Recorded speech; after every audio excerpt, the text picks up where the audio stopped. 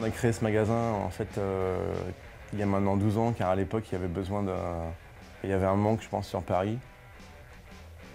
Il n'y avait pas vraiment de magasin spécialisé dans le rock. On ne pense pas au côté commercial en fait du tout. On vend des disques qui seraient invendables ailleurs parce qu'on arrive à faire partager notre passion.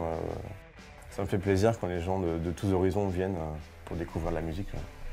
On est là pour ça, après tout.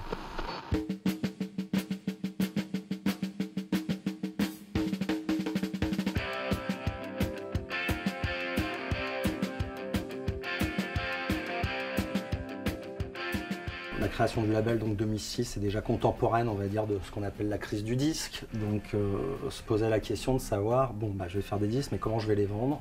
L'élément récurrent, c'était le fruit d'association entre un magasin et un label. Donc ça semblait être la formule magique pour pérenniser le label. Donc j'ai naturellement été voir Marc et Yvan, qui sont les fondateurs du magasin Born Bad, et qui sont des amis par ailleurs, pour leur proposer un tel montage. Voilà, c'est comme ça qu'est fait Born Bad Records.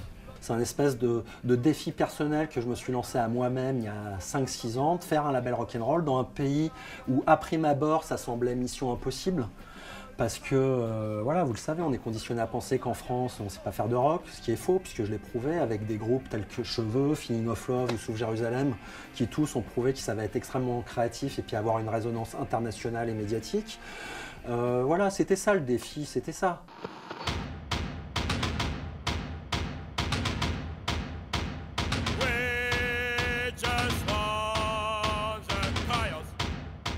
Je fais partie d'un groupe qui s'appelle Frustration.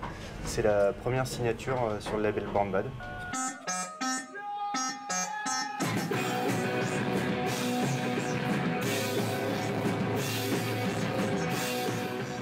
Le fait de vendre un disque Born Bad, c'est effectivement pas simplement souvent l'objet, enfin le support, que ce soit vinyle ou CD, mais c'est un peu effectivement tout un univers, que ce soit les concerts, des fringues, des objets qui s'y rattachent.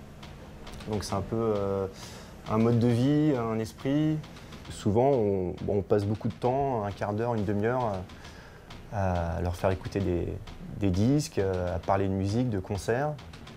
Et donc, je pense que les gens qui viennent ici, ils ne viennent pas seulement acheter leurs disques et rentrer chez eux, quoi.